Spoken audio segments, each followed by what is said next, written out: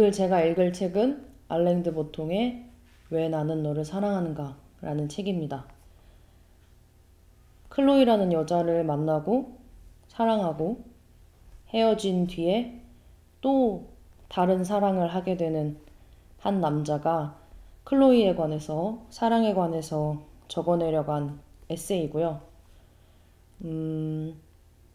두 사람 사이에 있었던 일화들의 전개도 재밌지만 그 일화들 사이사이에 이 남자가 사유한 내용들이 적혀 있어서 되게 저는 개인적으로 굉장히 흥미롭게 읽은 책입니다. 저는 오늘 제 10장 사랑을 말하기 부분부터 한번 읽어보도록 하겠습니다. 5월 중순에 클로이는 24번째 생일을 기념했다. 그녀는 오래전부터 피카델리의 한 가게 진열장에 걸린 빨간 캐시미어 프로보 스웨터에 관련해서 암시를 주어왔다. 그래서 나는 전날 저녁 퇴근하는 길에 가게에 들러 그 스웨터를 샀고 집에 가서 파란 종이로 싼 뒤 빨간 리본을 묶었다. 그러나 선물과 함께 줄 카드를 쓰는 과정에서 나는 그녀에게 한 번도 사랑한다고 말한 적이 없음을 깨달았다. 어쩌면 클로이는 사랑의 고백을 기대하고 있을지도 모르는 일이었다. 그러나 내가 한 번도 그 이야기를 한 적이 없다는 것은 의미심장한 일이었다. 프로보 스웨터는 남자와 여자 사이의 사랑의 증표일 수 있었다. 그러나 우리는 아직 우리 감정을 언어로 번역한 적이 없었다. 우리 관계는 사랑이라는 단어를 중심으로 형성된 것이지만 그럼에도 그 핵심은 어쩐 일인지 말로는 표현할 수 없는 것 같았다. 너무 분명해서일 수도 있고 너무 의미심장하여 말로는 표현할 수 없어서일 수도 있었다. 클로이가 아무 말도 하지 않은 것은 그래도 이해하기가 쉬웠다. 그녀는 말을 의심하는 사람이었다. 문제를 말하면 진짜로 문제가 생겨. 그녀는 이렇게 말한 적이 있다. 문제가 언어에서 생겨날 수 있듯이 좋은 것들이 언어에 의해서 파괴될 수도 있었다. 그녀가 해준 이야기가 기억난다.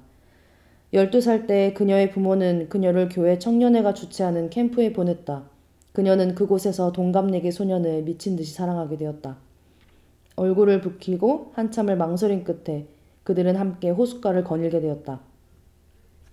그늘진 언덕에서 소년은 그녀에게 앉으라고 하더니 땀이 밴 손으로 그녀의 손을 잡았다. 남자가 그녀의 손을 잡은 것은 처음 있는 일이었다. 그녀는 마음이 들떠서 소년에게 12살짜리의 모든 진심을 담아서 그를 만난 것이 그녀에게 일어난 가장 좋은 일이라고 말했다. 다음날 그녀는 자기가 한 말이 캠프 전체에 퍼졌음을 알게 되었다. 클로이가 식당에 들어서자 여자아이들이 조롱하듯이 나에게 일어난 가장 좋은 일 하고 외쳐댔다. 그녀의 정직한 고백이 그녀의 연약함에 대한 조롱이 되어 되풀이되고 있었다. 그녀는 언어의 손에 의한 배신을 경험했다. 내밀한 말이 널리 통용되는 말로 바뀌어버리는 것을 보았다. 그 이후로 실용성과 아이러니라는 베일 뒤에 숨게 되었다.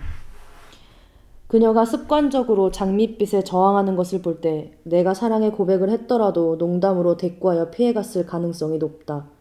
그런 이야기를 듣고 싶지 않아서가 아니라 그런 식의 체계화는 완전한 상투어와 완전한 발가벗음 둘 중에 하나로 흘러버릴 위험이 너무 커 보였기 때문이다.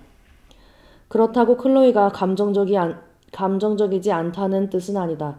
다만 그녀는 자신의 감정에 너무 신중하여 그것을 낭만주의자의 달아빠진 사회적 언어로 말할 수가 없었을 뿐이다.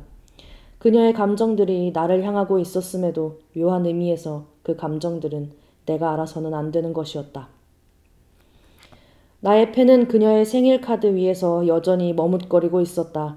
나는 그녀의 저항감과 나의 주저함을 잘 알았지만 그녀의 생일이라는 행사는 우리 사이의 유대에 대한 언어적 확인을 요구한다고 생각했다.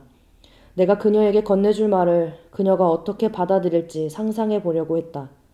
그녀가 출근길에 또는 욕조에서 그 말들을 생각하며 기뻐하면서도 자신의 만족을 마음껏 음미하는 것조차 망설이는 모습을 그려보았다.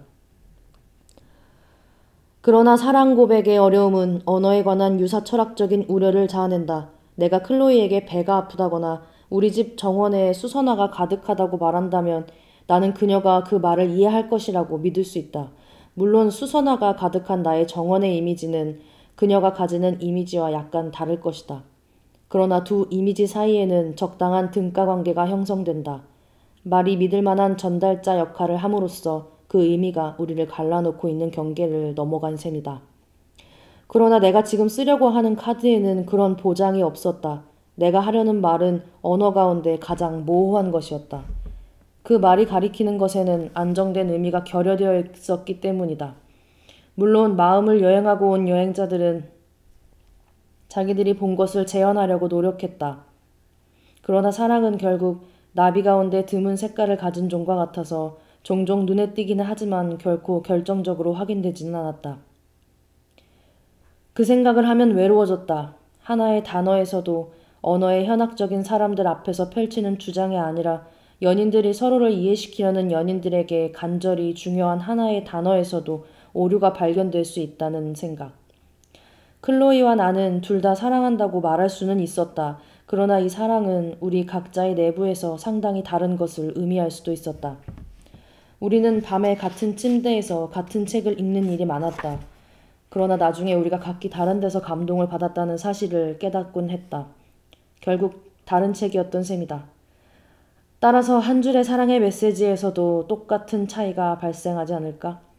나는 마치 어느 것이 가닿을지도 모르면서 허공에 수백 개의 포자를 방출하는 민들레가 된 느낌이었다. 사랑의 모든 언어는 과도한 사용으로 훼손되었다. 내가 차에서 라디오에 귀를 기울일 때면 내 사랑은 우연히 흘러나오는 사랑의 노래들로부터 아주 수월하게 힘을 얻었다. 예를 들면 미국의 어떤 흑인 여가수에게서 힘을 얻었다. 나는 그 여가수의 악센트로 노래를 하고 클로이는 그 가수가 말하는 그대가 되었다. 그대를 내 품에 안고 사랑할 수 있다면 그 얼마나 좋을까 그대여.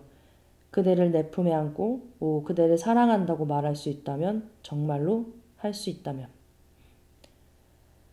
내가 클로이에 대해 느낀다고 생각하는 것 가운데 얼마나 많은 부분이 그런 노래의 영향을 받았을까.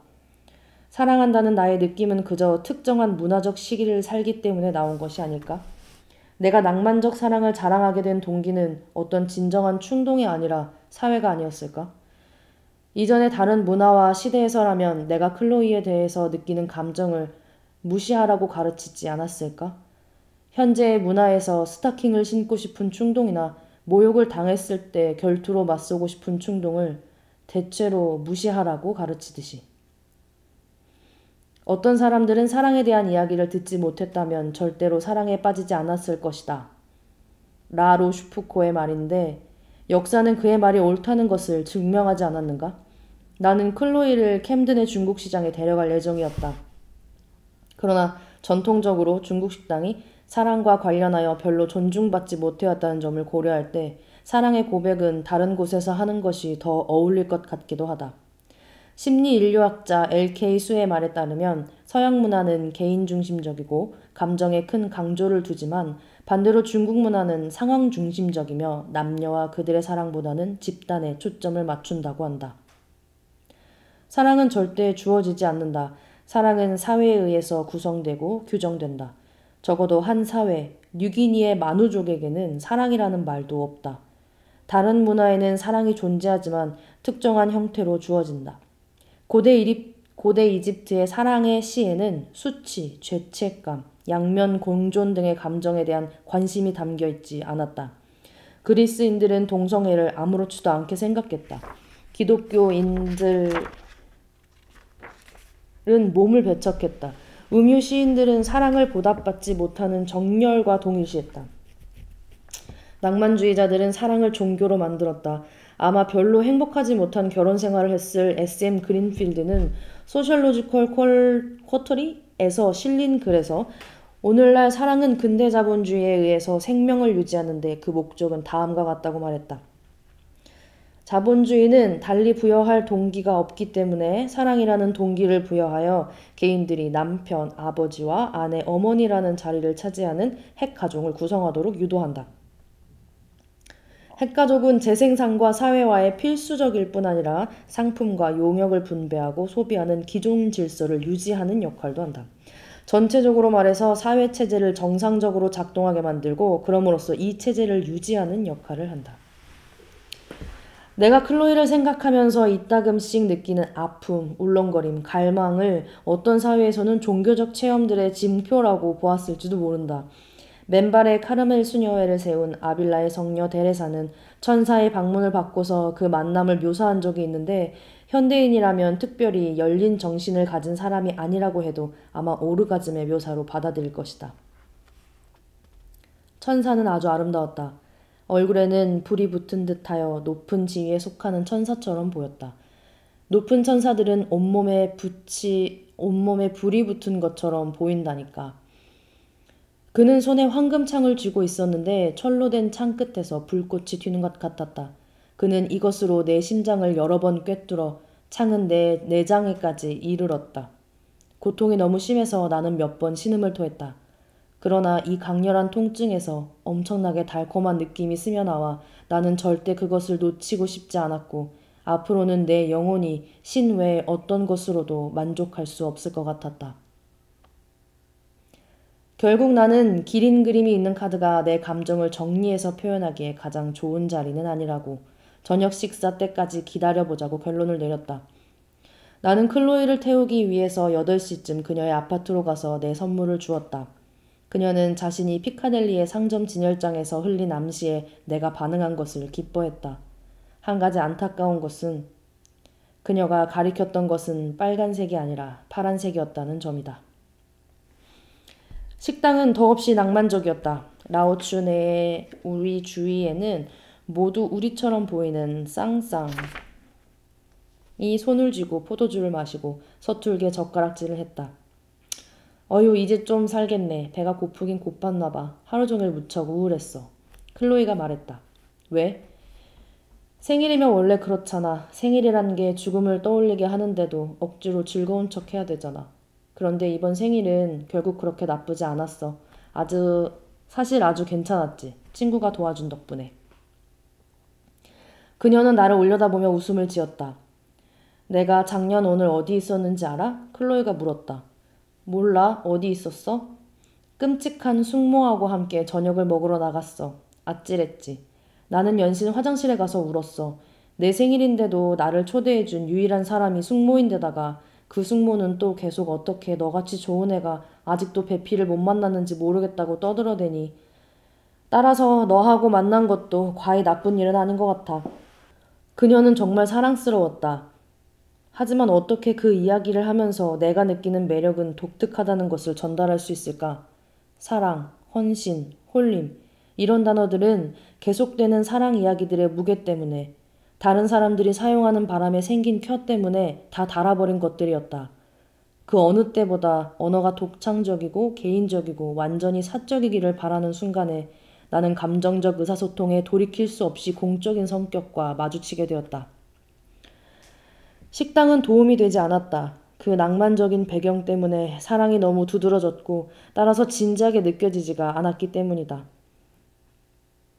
스피커에서 쇼팽의 녹턴이 흘러나오고 우리의 탁자에서는 하트 모양의 초가 타오르고 있었다. 옆자리에 앉은 남자가 하트 모양이 아니라 음경 모양이었어야 했나? 농담하는 소리가 들렸다. 내 사랑을 사랑이라는 말 속에 담는 동시에 가장 진부한 연상들은 쓰레기통에 버릴 방법이 없는 것 같았다. 그 말에는 이질적인 역사가 너무 풍부했다. 음유 시인들로부터 카사블랑카까지 모든 것이 그 글자들을 이용해 나왔다. 나 자신의 감정의 저자가 되는 것이 나의 의무가 아닐까? 클로이의 독특함에 상응하는 고백을 만들어야 하는 것이 아닐까? 나는 우리 상황의 세속성을 의식하여 당혹스러워하고 있었다. 20세기 말의 어느 날 밤 서구의 중국 식당에서 생일을 축하하는 남자와 여자, 연인들. 아니야, 나의 의미는 결코 사랑을 타고 여행할 수 없었다. 다른 운송수단을 찾아야 할 것 같았다. 순간 나는 클로이의 팔꿈치 근처에 있던 무료로 나오는 작은 마시멜로 접시를 보았다. 갑자기 내가 클로이를 사랑한다기보다는 마시멜로 한다는 것이 분명해졌다. 마시멜로가 어쨌기에 그것이 나의 클로이에 대한 감정과 갑자기 일치하게 되었는지 나는 절대 알 수 없을 것이다. 그러나 그 말은 너무 남용되어 닳고 닳아버린 사랑이라는 말과는 달리 나의 마음 상태의 본질을 정확하게 포착하는 것 같았다. 더 불가해한 일이지만 내가 클로이의 손을 잡고 그녀에게 아주 중요한 이야기가 있다고, 나는 너를 마시멜로 한다고 말하자 그녀는 내 말을 완벽하게 이해하는 것 같았다. 그녀는 그것이 자기가 평생 들어본 말 중 가장 달콤한 말이라고 대답했다. 그때부터 사랑은, 적어도 클로이와 나에게는 이제 단순히 사랑이 아니었다. 그것은 입에서 맛있게 녹는 지름 몇 밀리미터의 달콤하고 말캉말캉한 물체였다. 2월의 첫 주부터 여름이 다가오면서 런던은 지중해의 도시처럼 변했다. 사람들은 가정이나 사무실에서 나와 공원이나 광장으로 갔다. 더위와 더불어 사무실에 새로운 동료가 생겼다. 그는 워털루 근처 사무용 건물 단지 프로젝트에서 6달 동안 함께 일하게 된 건축가였다. 런던에는 매일 비가 온다고 하던데 뜻밖이네. 윌은 점심시간에 코벤트 가든의 한 식당에 앉았을 때 이렇게 말하고는 덧붙였다. 믿어지지가 않는군. 나는 풀오버 스웨터만 잔뜩 가져왔는데. 걱정 마, 윌. 여기에서도 티셔츠를 파니까. 나는 5년 전에 윌리엄 노트를 처음 만났다. 로드아일랜드 디자인 학교에서 한 학기 동안 공부를 같이 했다. 그는 엄청나게 큰 키에 살갗은 늘 햇볕에 그을려 있었다. 탐험가처럼 울퉁불퉁한 얼굴에서는 대담한 미소가 떠나지 않았다. 윌은 버클리에서 공부를 마친 후 미국 서해안에서 성공적인 경력을 쌓아 이제 그의 세대 가운데 가장 혁신적이고 지적인 건축가의 한 사람으로 꼽히고 있었다. 아키텍트 저널은 그를 미스 반데어로에와 제프리 바와의 사생활로 생물적 현실에는 거의 관심이 없다고 평가했으며 심지어 평소에는 과묵한 아키텍처널 리뷰도 그가 콘크리트를 이용하는 방식을 칭찬했다. 그래, 요즘 만나는 사람은 없어? 윌이 커피를 마시면서 이렇게 물었다. 설마 아직도 그 여자를 만나고 있는 건 아니겠지? 그 여자 이름이 뭐더라? 아니야. 그 여자와는 오래전에 끝났지. 지금 진지하게 사귀는 여자가 있어. 잘 됐네. 이야기 좀 해봐. 한번 만나서 저녁이나 같이 해. 좋지? 어쨌든 이야기 좀 해봐. 클로이, 24살 그래픽 디자이너. 똑똑하고 아름답고 아주 재밌고 멋지군. 너는 어때? 사실 별로 말할 게 없어. UCLA 출신 여자하고 사귀었는데 서로 상대방의 머릿속을 차지하기 시작하더라고. 그래서 둘 다 비상줄을 당겨버렸지. 아직 둘 다 진지한 관계를 시작할 준비가 되지 않았거든. 그래서 클로이 이야기나 더 해봐. 그 여자에게서는 뭘 본 건데? 내가 그녀에게서 무엇을 보았을까? 그날 저녁 쉐이프웨이 한가운데에서 클로이가 계산대에 서서 식료품을 비닐봉투에 요령있게 꾸려넣는 모습을 넋을 잃고 바라보고 있을 때 다시 그 질문이 떠올랐다. 나는 그녀의 이런 사소한 동작에서도 매력을 느꼈다. 모든 것을 그녀가 완벽하다는 증거로 받아들일 자세가 되어 있었기 때문이다. 나는 그녀에게서 무엇을 보았을까? 거의 모든 것을 보았다. 잠시 나는 요구르트 병이 되어 그녀의 부드럽고 사려 깊은 처리 절차에 따라서 쇼핑백의 참치캔과 올리브 기름병 사이에 들어가 자리를 잡는 공상을 했다. 내 공상과 어울리지 않는 슈퍼마켓의 사무적인 분위기를 보고서야 나는 내 사랑의 병이 얼마나 깊은지 깨달았다. 차로 돌아가면서 나는 클로이가 식료품 사는 일을 아주 귀엽게 처리하더라고 칭찬해 주었다. 멍청한 소리 말고 트렁크나 열어. 열쇠는 내 가방 안에 있어. 클로이가 대꾸했다. 두 눈이나 모양이 제대로 갖추어진 입에서 매력을 찾는 것은 쉬운 일이다. 그러나 슈퍼마켓 계산대 위에서 움직이는 여자의 손에서 매력을 찾아내는 것은 얼마나 어려운가. 클로이의 몸짓들은 빙산의 일각처럼 그 밑에 놓인 것을 가리켰다. 그것의 진정한 가치. 호기심이 덜한 사람이나 사랑을 덜한 사람에게는 당연히 의미 없어 보일 가치를 발견하기 위해서 바로 연인이 필요한 것이 아닐까?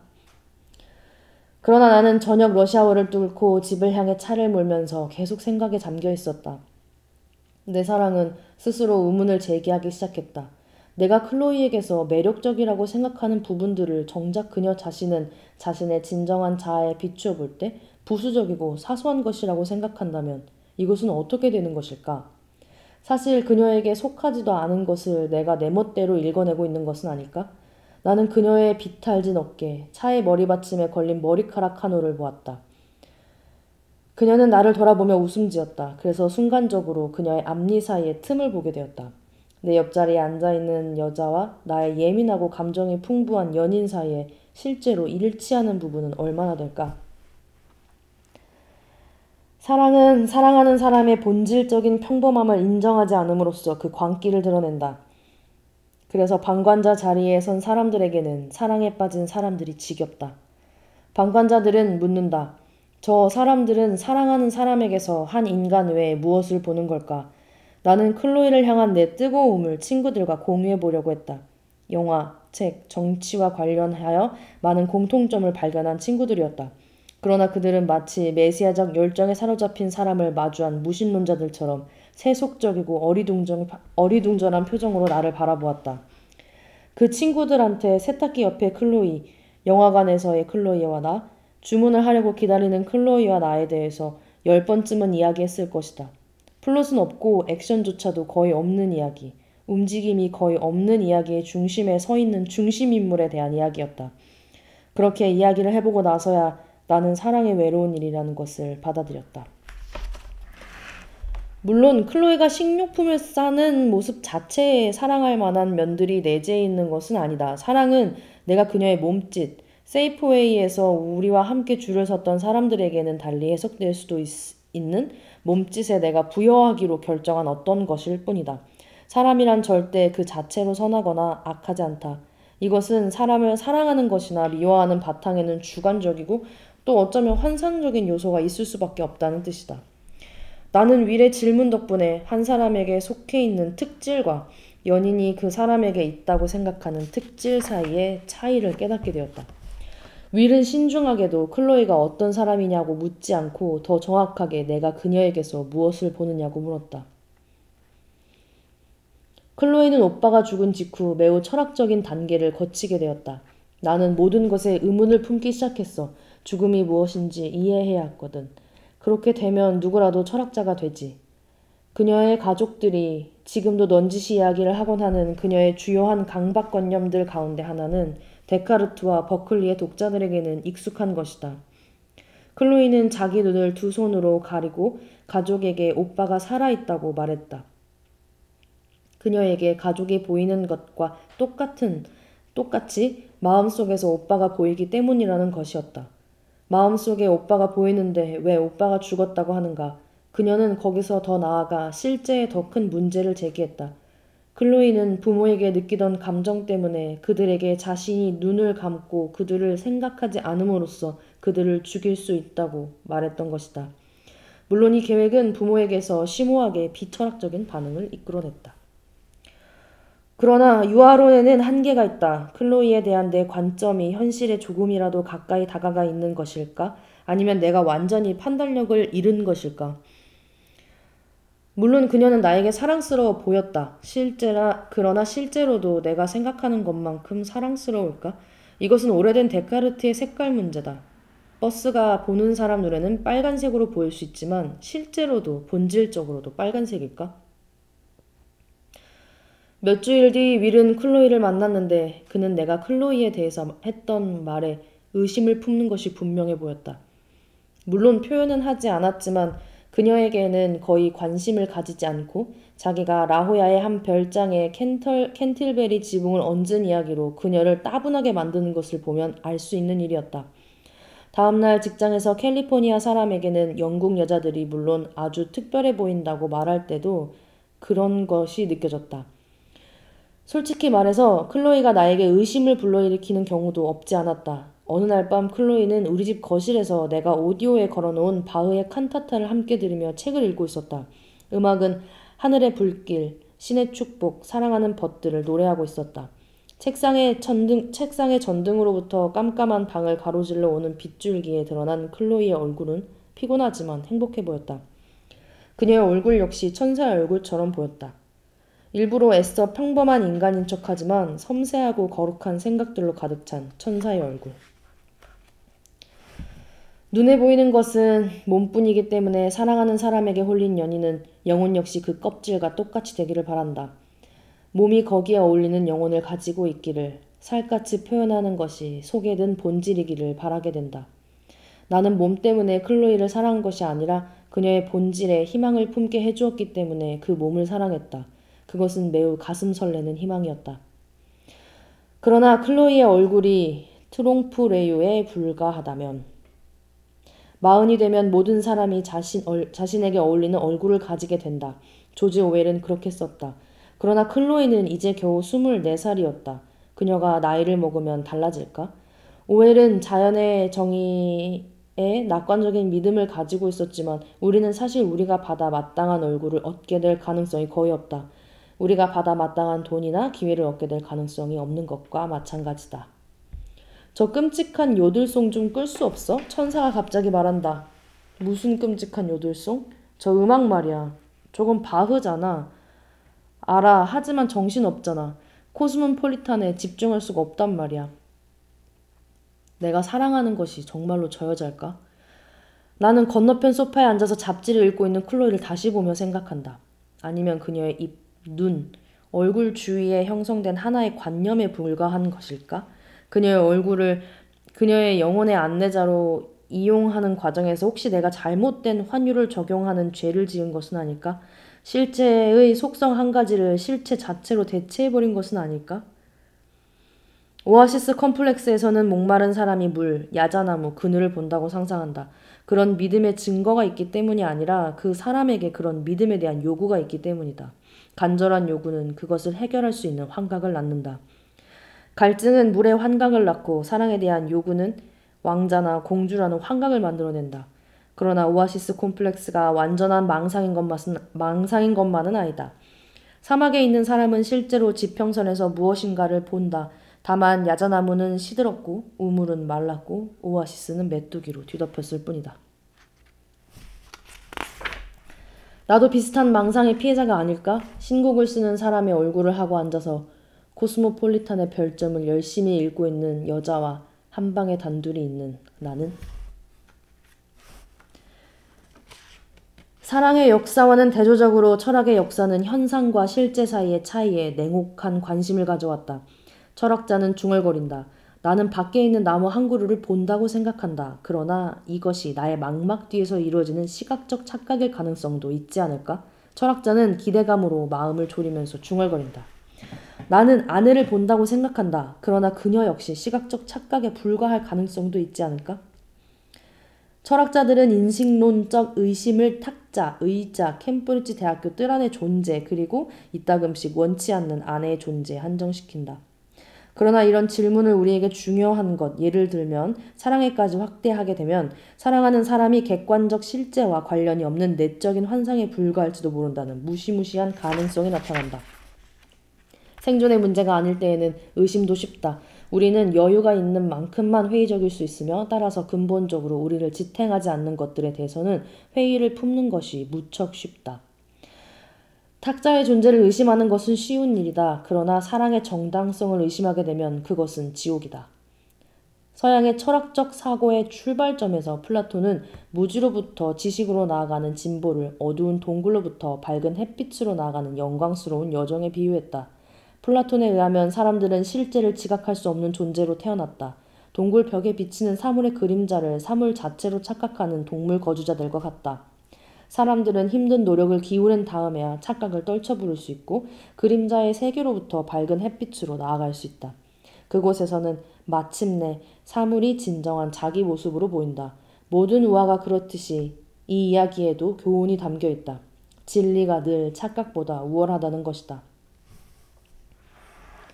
착각으로부터 지식으로 향하는 길을 따르는 것이 유익하다는 소크라테스적인 가정을 단순히 인식론적 관점이 아니라 도덕적 관점에서 문제 삼기까지 2300년이 걸렸다.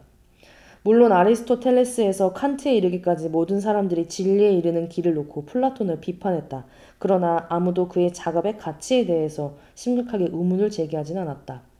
그러나 프리드리흐 니체는 선악의 피안에서 마침내 핵심을 움켜쥐고 이렇게 물었다. 우리 가운데 무엇이 진정 진리를 원하는가?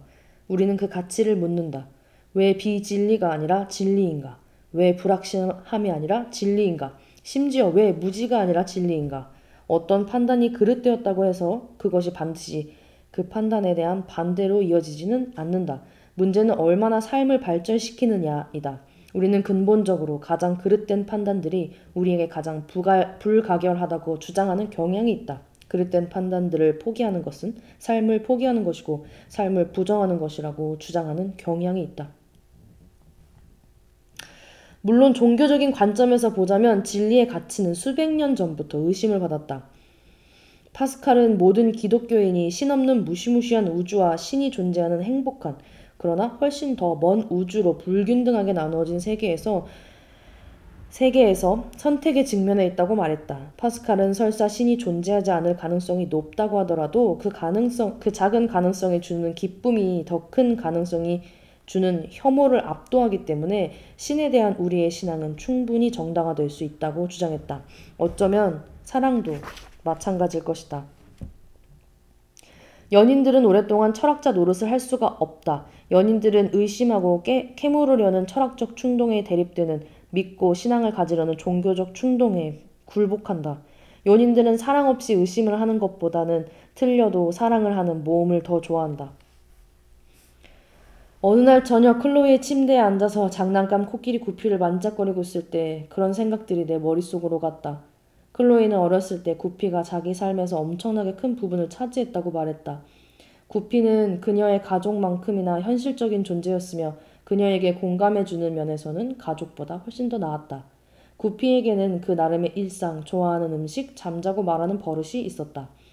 그러나 좀 더 냉정하게 본다면 구피는 전적으로 그녀의 창조물이고 그녀의 상상 바깥에는 존재하지 않았던 것이 분명하다. 그러나 클로이에게 구피가 정말 존재하느냐고 물었다면 클로이와 그 코끼리의 관계는 완전히 박살이 났을 것이다. 이 재미있는 장난감이 실제로 너와 독립적으로 살아있는 거야? 아니면 네가 그냥 지어낸 거야? 순간 연인과 그의 사랑하는 사람에게도 비슷하게 신중한 태도를 보여야 한다는 생각이 퍼뜩 들었다. 연인에게도 네 사랑으로 꽉 채워진 이 사람이 실제로 존재하는 것이냐 아니면 네가 상상한 것에 불과하냐라는 질문을 절대로 하지 말아야 한다. 의학사를 보면 자신이 달걀 프라이라는 이상한 망상에 빠져서 살아가는 사람의 사례가 나온다. 그가 언제 어떻게 그런 생각을 하게 되었는지는 아무도 모른다. 그러나 그는 찢어질까봐 아니면 노른자가 흘러나올까봐 어디에도 앉을 수가 없게 되었다. 의사는 그의 공포를 가라앉히기 위해서 진정제들 온갖 약을 주었으나 소용이 없었다. 마침내 의사가 미망에 사로잡힌 환자의 정신 속으로 들어가서 늘 토스트를 한 조각 가지고 다니라고 제안했다. 그렇게 하면 앉고 싶은 식탁 위에 토스트를 올려놓고 앉을 수가 있고 노른자가 셀 걱정을 할 필요도 없지 않느냐는 것이었다. 그때부터 이 환자는 늘 토스트 한 조각을 가지고 다녔으며 대체로 정상적인 생활을 할 수 있었다. 이 이야기의 요점이 무엇일까? 이 이야기는 사람이 미망에 빠져 살 수도 있지만 그것을 보완해주는 것을 찾아내면 모든 일이 잘 될 수도 있음을 보여준다. 미망은 그 자체가 해로운 것이 아니다. 혼자서만 그것을 믿을 때, 그것을 유지할 수 있는 환경을 만들지 못할 때만 해가 된다. 클로이와 내가 사랑의 노른자 위를 말짱하게 보존할 수만 있다면 진실이 무엇이든 무슨 상관이란 말인가. 나와 함께 있음으로 해서 내 삶을 의미 있게 만들어주는 클로이는 카밀레 차에 사각 설탕이 녹는 것을 지켜보면서 말했다. 나에게 문제가 있기 때문에 함께 살 수는 없어. 나는 혼자 살지 않으면 녹아버리는 사람이야. 내가 너를 원하지 않는다는 게 아니야. 너만을 원한다는 것, 나한테 남은 것이 아무것도 없다는 것을 알게 되는 것이 두려운 거야. 그러니까 이것이 전체적으로 엉망이 되어버린 내 모습 가운데 한 부분이라고 생각하고 이해해줘. 안타깝지만 나는 가방을 든 여자로 남아야 할 것 같아. 나는 클로이의 가방을 히드로 공항에서 처음 보았다. 광택이 있는 녹색 어깨띠가 달린 밝은 분홍색 원통형 가방이었다. 그녀는 아파트에서 자고 가게 된 첫날 밤 그 가방을 들고 문간에 들어서며 다시 한번 그 거슬리는 색깔을 사과했다. 칫솔과 다음날 입을 새 옷을 넣어오느라고 가방을 가져왔다는 이야기였다. 나는 그녀가 잠깐 그런 식으로 가방을 들고 다니다 말 것이라고 생각했다. 그러나 그녀는 절대 가방을 포기하지 않았다. 매일 아침 가방을 다시 쌌다. 마치 헤어지기라도 하는 것처럼. 귀걸이 하나라도 두고 가면 도저히 감당할 수 없는 해체의 위험에 빠지기라도 할 것처럼. 그러나 그녀의 독립에 대한 크나큰 열망에도 불구하고 물건을 떨어뜨리고 가는 일이 생기기 마련이었다. 그것은 칫솔이나 구두가 아니라 그녀 자신의 조각들이었다. 그것은 언어에서부터 시작되었다. 클로이는 나에게 그녀의 독특한 말투를 남겨두었다. 그녀는 절대라는 말 대신 꼭 2번 다시라는 말을 사용했으며 전화기를 끊기 전에는 몸조심해라는 인사를 했다. 반대로 그녀는 나의 완벽해라는 말과 네가 정말로 그렇게 생각한다면 이라는 언어 습관을 익혔다. 이어서 우리 사이의 습관들이 새어나가기 시작했다. 나도 클로이처럼 침실에서는 완전히 불을 끄게 되었고 그녀는 나처럼 신문을 접게 되었다. 나는 무슨 생각을 할 때에는 소파 주위를 뱅뱅 돌게 되었으며 그녀는 카펫 위에 눕는 것에 맛을 들였다. 확산 현상과 더불어 친밀성이 생겼다. 우리 사이에 접경지대를 엄격하게 순찰하지 않게 된 것이다.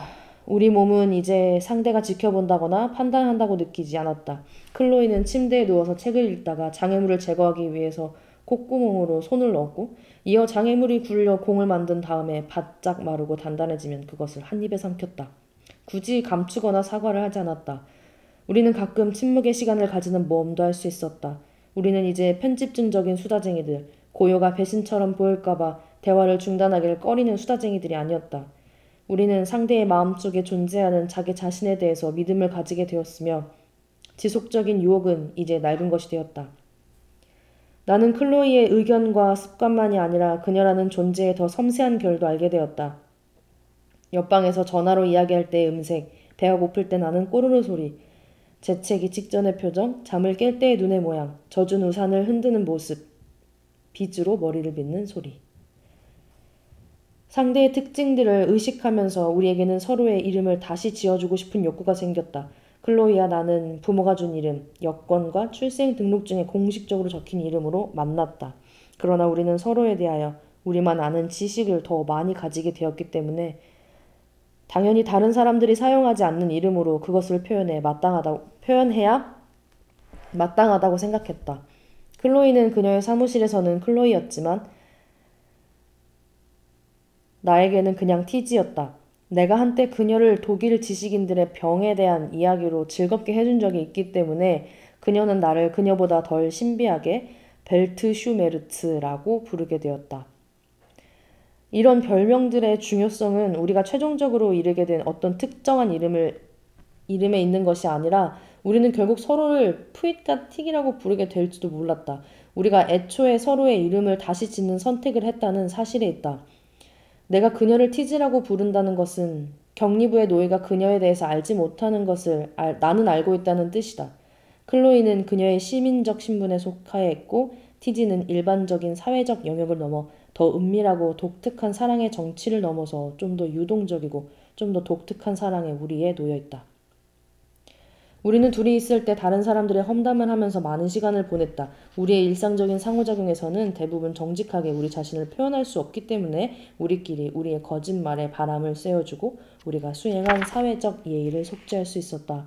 클로이는 친구나 동료들에 대한 나의 판단의 최종 저장소가 되었다.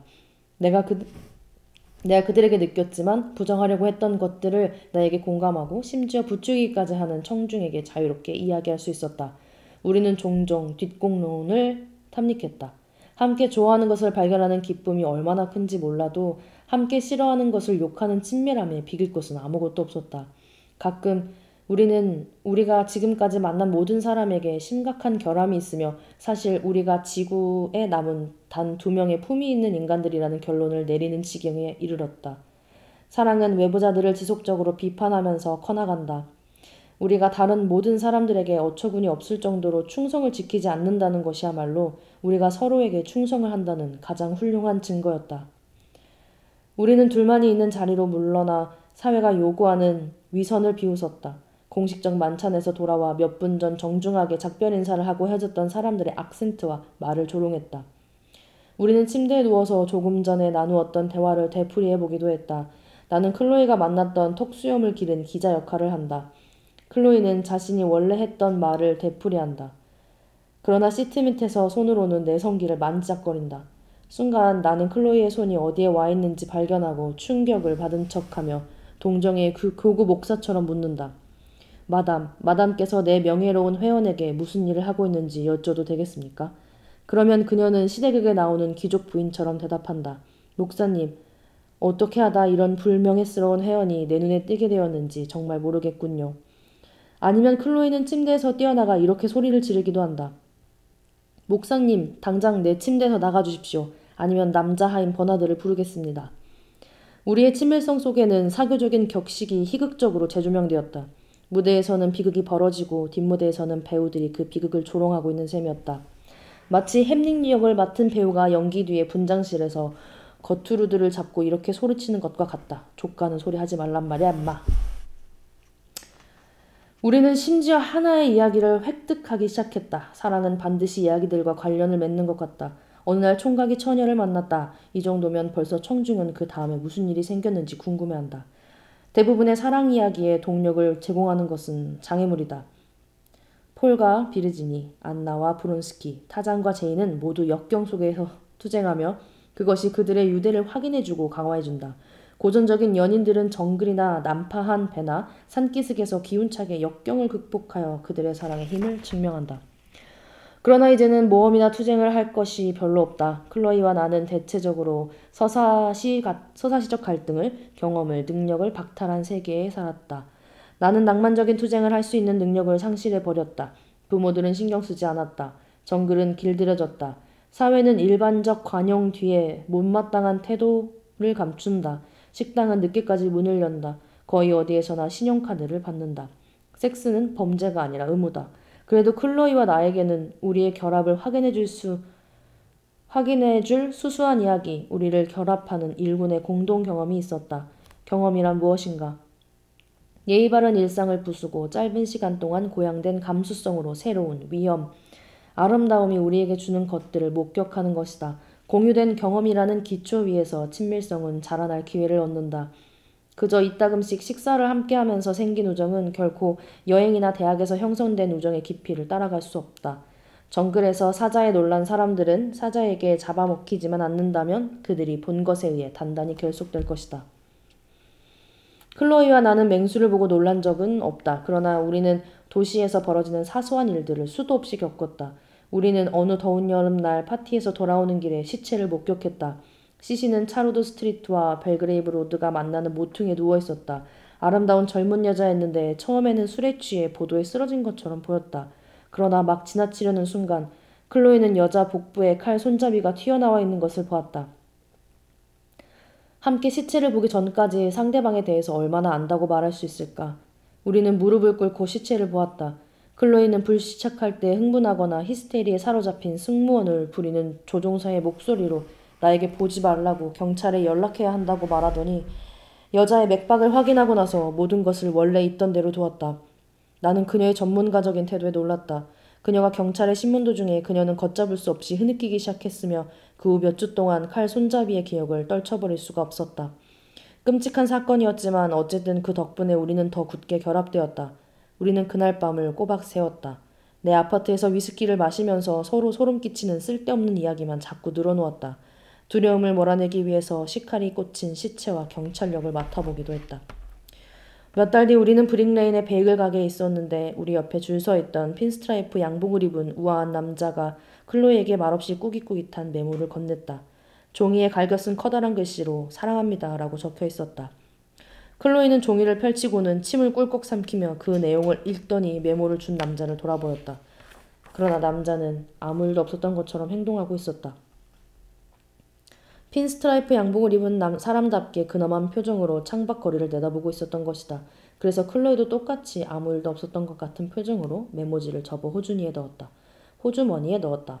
이 괴상한 사건은 시체 사건처럼 음침하지는 않았지만 그 사건과 마찬가지로 우리의 라이프 모티브가 되어 우리는 우리의 이야기에서 그 사건을 끊임없이 다시 불러내곤 했다.